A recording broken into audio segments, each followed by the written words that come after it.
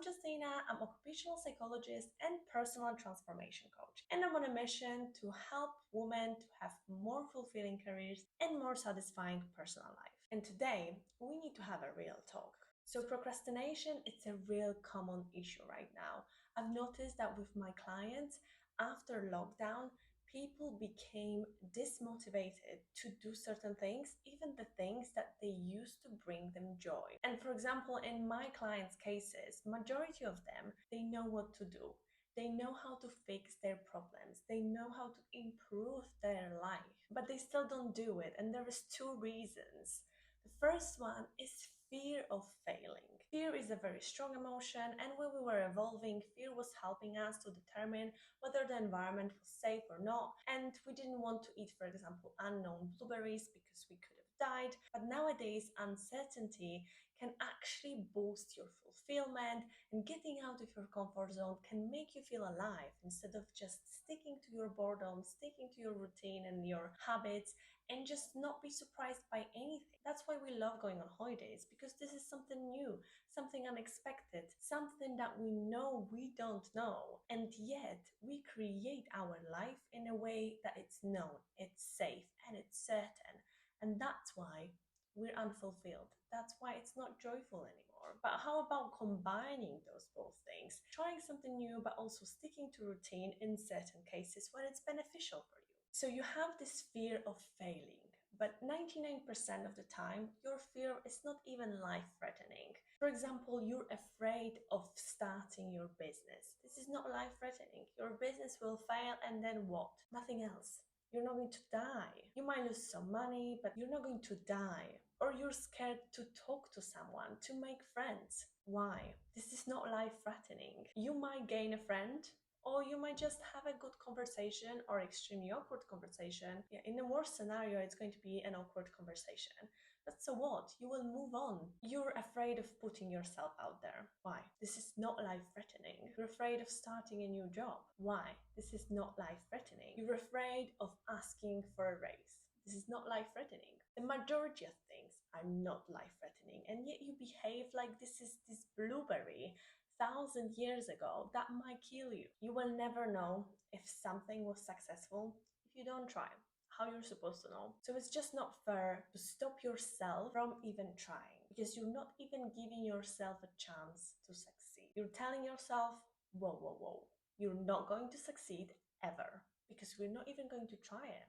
I'm not going to even test it. I don't believe in you. You're telling yourself that I don't believe in you. That's why we're not trying. So you're not giving yourself a permission to try, because you already feel like it failed. But the chances are 50-50. Either you fail or you succeed. If you fail, you learn. If you succeed, you learn. And great, you got what you wanted. Give yourself a permission to at least try. Do it for the sake of trying and discovering the unknown territory. You don't have to focus on outcome. You can focus on seeing what will happen if you try. Enjoy the journey, not the end result. And the next thing that stops people from doing what they want is that they feel unmotivated. Who told you that you need to be motivated to do something? Who told you that everything what you do needs to be driven by your motivation to do it? You go to work that you don't like. Are you motivated?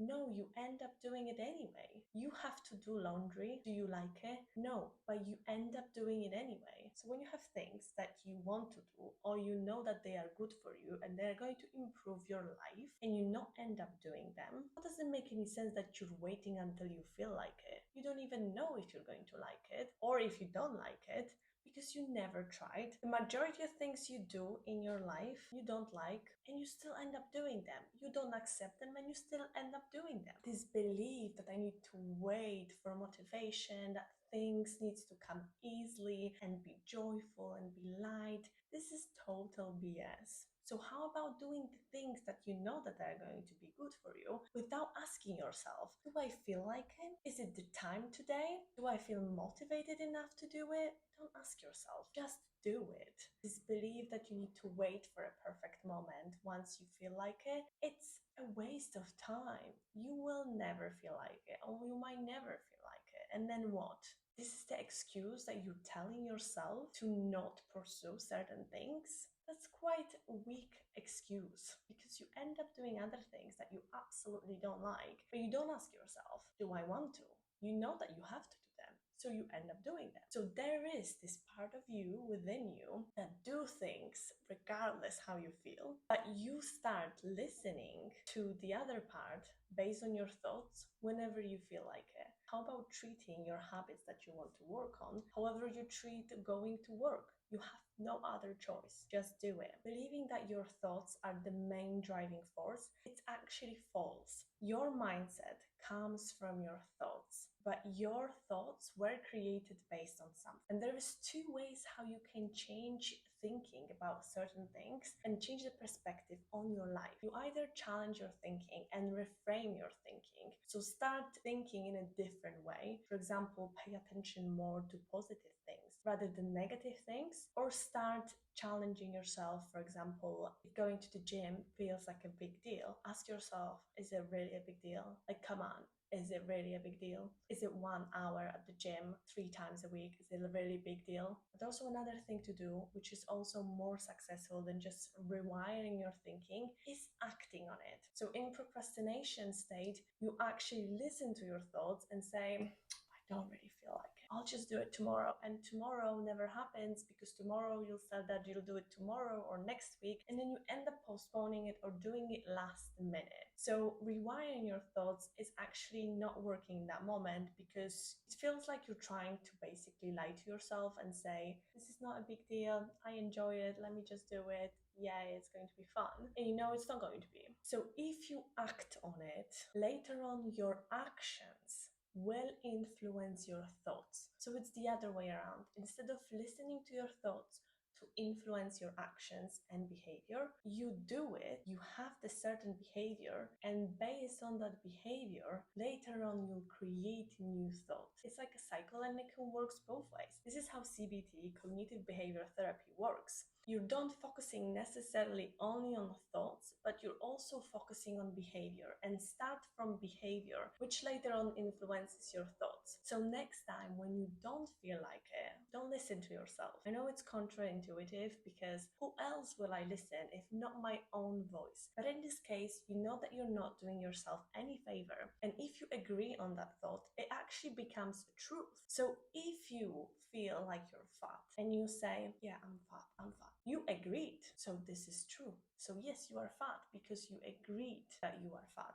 If you say no, absolutely no, I don't accept that, I don't agree with it, your brain knows that it needs to do everything in its power to change this because this is not true. So we're not going to follow false, we're going to find a truth. The majority of people are not motivated when they are doing something, when they are starting something, but they create this narrative that they have no other choice, or they see future benefits that are winning over the benefits of staying however you are, that they know that there is no other way than just going into that direction. If you know that your thoughts are not helpful, just commit to an action first. Create an action plan, how to start, do one thing at a time with baby steps, and don't think, don't listen. You'll still have thoughts. Nobody told you to listen to that. You don't need to be motivated to do something. So stop waiting for the motivation because it might never come. And then what? Who you are going to blame that the motivation didn't come?